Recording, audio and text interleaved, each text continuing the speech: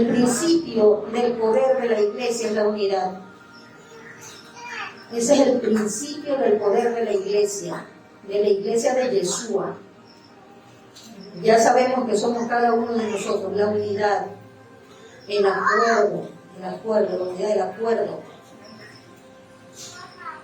¿verdad? Y por lógica, el pacto. La unidad, el acuerdo, y por lógica, el pacto.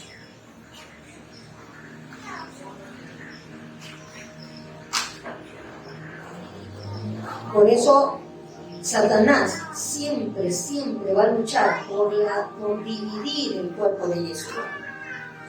Satanás va a hacer hasta lo imposible para poder dividir, romper esa malla, por penetrar esa malla, ese muro protector. Él lo va a hacer hasta lo imposible. Por eso nosotros tenemos que estar unidos. Cuidar el ministerio, cuidarlo del lobo rapaz. En Santiago 4 dice, ¿qué es lo que causa las disputas y las peleas entre ustedes? ¿Acaso no surgen de los malos deseos que combaten en su interior? Dice, desean lo que no tienen y entonces traman y hasta matan para conseguirlo. Envidian lo que otros tienen, pero no pueden obtenerlo. Por eso luchan y les hacen la guerra para quitárselo. Sin embargo, no tienen lo que desean porque no se lo piden a Dios. Aun cuando se lo piden, tampoco lo reciben porque lo piden con malas intenciones. Desean solamente lo que les dará placer. Adúlteros. No se dan cuenta de que la amistad con el mundo los convierte en enemigos de Dios. Y lo repito, si alguien quiere ser amigo del mundo, se hace enemigo de Dios. ¿Acaso piensan que las escrituras no significan nada? Ellas dicen que Dios desea fervientemente que el espíritu que puso dentro de ustedes les sea fiel. Y Él da gracia con generosidad, como dicen las escrituras. Dios se opone a los orgullosos, pero da gracia a los humildes. Orgullosos. ¿Quién es un orgulloso? Pregunta. ¿Quiénes son los orgullosos? ¿Cómo actúan los orgullosos? Vamos a ver qué significa orgullosos. Vamos a ver la definición. Mira, un orgulloso es el que siente satisfacción por sus logros. Un orgulloso es el que siente satisfacción por sus logros, por sus capacidades o méritos propios. Como dice la Escritura, Dios se opone a los orgullosos. ¿A quién se opone? Al orgulloso. Ahora, piensa si tú eres orgulloso o no. Ay, es que esta casa la hice yo. Ay, es que ese carro me lo compré yo. Es que esto lo conseguí yo. ¿Qué es humildad? La humildad es una cualidad que implica el desapego de lo material y la ayuda que se extiende al prójimo. La cualidad más valiosa que puede poseer una persona. La humildad es una virtud que la da Dios. Un desapego, dicen. Es un desapego. Tú no estás pegado al carro. Tú no estás pegado a la casa. Tú no tienes en el corazón las estructuras materiales. Estás desapegado de eso. ¿Sí? Tú estás pensando en el reino. Tú estás poniendo tu mirada en el reino. Tú quieres ver la obra. Tú quieres ver que el ministerio no tenga necesidad de nada. Verso 7 dice, así que humíllese delante de Dios. Humíllese delante de Dios. Resistan al diablo y Él huirá de ustedes. Acérquense a Dios y Dios se acercará a ustedes. Lávense en las manos, pecadores. Purifiquen su corazón, porque su lealtad está dividida entre Dios y el mundo. ¿Cuál es la lealtad para con Dios y cuál es la lealtad para con el mundo? Más eres fiel al mundo que con Dios. Por ejemplo, los bancos, los préstamos, tú eres puntual en tus pagos, tú eres puntual. Ahora vamos a ser infiel con el buró del reino, de los reinos celestiales. Vamos a ver. Bien, ay, que no me alcanzó. Es que tengo que pagar, es que si yo sacaba eso no me alcanzaba para pagar acá. En el versículo 7. Ajá. Por eso, obedezcan a Dios, háganlo enfrente del diablo y él huirá de ustedes. Háganse amigos de Dios y él se hará amigo de ustedes.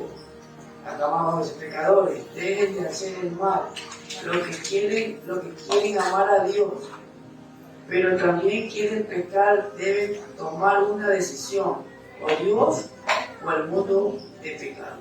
O sea, humillación, obediencia. Humillarse es postrarse, doblarse. Una persona humilde es la que conoce sus propias limitaciones y debilidades. Es la que sabe y reconoce, sabe que sí, esa área es mía, yo me porto así, reconoce. La persona humilde es la que reconoce sus propias limitaciones y debilidades.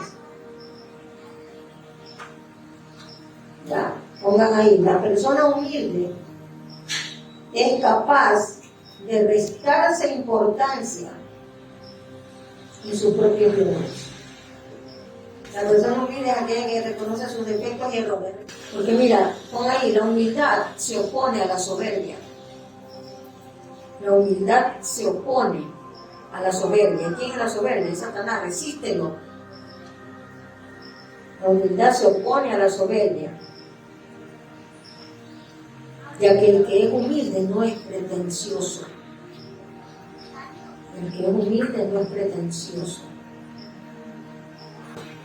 La gente soberbia es interesada y egoísta.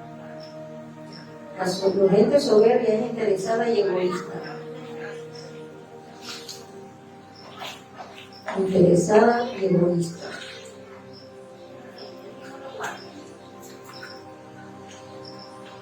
Un soberbio hace las cosas siempre por conveniencia, pero el humilde hace las cosas por amor al Yahweh, por amor al hermano. Por eso tú bendices, por eso tú provees, porque amas, y ahí eres humilde. El humilde es pacífico. Necesitamos aprender, porque Dios dice que se opone al orgulloso, se opone. O sea, ¿qué quiere decir? No lo deja avanzar, no lo deja entrar en el reino. O sea, por ejemplo, está ahí y tú te opones, ¿no? A ver, tú no entras al reino. Afuera, el orgulloso está fuera del reino. Entonces, Dios dice que quiere que seamos humildes. El que es humilde va a entrar al reino de Dios, al reino de Yahweh. Porque el humilde tiene acceso a la intimidad con el Espíritu Santo. Pero él no va a tener intimidad con el soberbio. Amén. No va a tener intimidad con el soberbio. Va a exhortar al soberbio, sí, pero no intimar. Verso 11, ¿verdad? Dice, amados hermanos, no hablen mal unos de los otros. Si se critican y se burlan entre ustedes, entonces critican y toman la ley de Dios. En cambio, les corresponde obedecer la ley, no hacer la función de jueces. Solo Dios, quien ha dado la ley, es el juez. Solamente Él tiene el poder para salvar o destruir. Entonces, ¿qué derecho tienes tú para juzgar a tu prójimo? Esta palabrita es lo que quiero que estudiemos hoy también. Significado de prójimo. Y pregunto, ¿será el mundo mi prójimo? Vamos a ver aquí el concepto de prójimo. Dice que el prójimo es como un sinónimo de semejante, cercano, vecino, dentro de lo moral, dentro de lo divino y dentro de la solidaridad. Si nosotros decimos vecino y vecina, es la que vive en mi casa, pero no tiene la misma solidaridad que yo, ni el mismo Dios que yo, ni la misma moral que yo. ¿Será mi prójimo? No. Un levita o un sacerdote, un pastor, no puede ser mi prójimo, aunque esté cerca mío, pero no tiene la misma solidaridad, no tiene la misma moral. O sea, ¿quién no es porque tú seas pastor o decir, ah, mi prójimo, el que está al lado mío, voy a bendecir a mi prójimo y voy a bendecir a la vecina, porque es mi vecina, y no bendigo a los de, como le digo el señor Fernando, primero los de tu casa, ¿verdad? Entonces ahí entendemos, somos prójimos cuando tenemos lo mismo del Padre, el mismo corazón, nos mueve la misericordia, sería en este caso, la misericordia. Ese es mi prójimo, pero una persona que no es misericordiosa no es mi prójimo. Por eso aquí dice, no dirás a tu testimonio contra tu prójimo, no codiciarás a la mujer de tu prójimo, o sea, de tu hermano, ni desearás la casa de tu prójimo, ni su tierra, ni su siervo, ni su sierva, ni su buey, ni su asno, ni cosa alguna de tu prójimo. Por eso el significado de prójimo es fundamental dentro de lo que es el cristianismo, dentro de lo que son los hijos de Dios. Sí. Cuando el Señor ama de prójimo es porque, como decía Elizabeth, tienen el mismo corazón de Dios, las mismas actitudes de Dios, misericordia. Judas estaba con ellos, pero no tenía el mismo corazón, ¿verdad? Cuando la mujer del perfume de alabastro, que era muy caro en ese tiempo, y lo derramó en el Señor, viendo al Eterno, en el corazón, ¿qué pensó Judas? Es desperdicio. Lo hubieran vendido y lo hubieran dado a los pobres. Mira, o sea, no como que era bueno, ¿no? Como que chuzo le hubieran dado a los pobres en vez de derramarle encima de la cabeza de ese hombre. Porque a Cristo lo veía como cualquier persona. Por eso es que nosotros tenemos que aprender a ser humildes. 13. Presten atención. Ustedes que dicen, hoy o mañana iremos a tal o cual ciudad y nos quedaremos un año, haremos negocios allí y ganaremos dinero. ¿Cómo saben qué será de su vida el día de mañana? La vida de ustedes es como la neblina del amanecer, aparece un rato y luego se fuma. Lo que deberían decir es, si el Señor quiere, viviremos y haremos esto o aquello. Si el Señor quiere. De lo contrario, están haciendo alarde de sus propios planes pretenciosos y semejante jactancia que es maligna. ¿Verdad? Recuerden que es pecado saber lo que se debe hacer y luego no hacerlo. Sé que yo debo proveer para el reino y no lo hago. Sé que es mi obligación proveer para el ministerio, los martes del ayuno,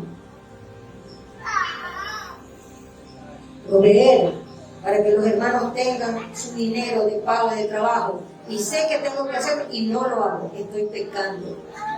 No, allá están los pecadores, no, aquí también están los pecadores, que no entienden y reconocen lo que tienen que hacer. Saben lo que tienen que hacer, pero no lo hacen.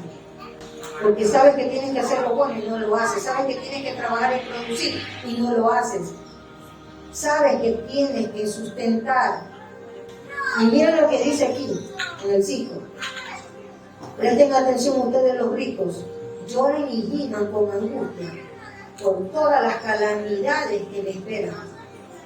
Su riqueza se está pudriendo y su ropa fina son trapos carcomidos por polillas. Su oro y plata se han corroído.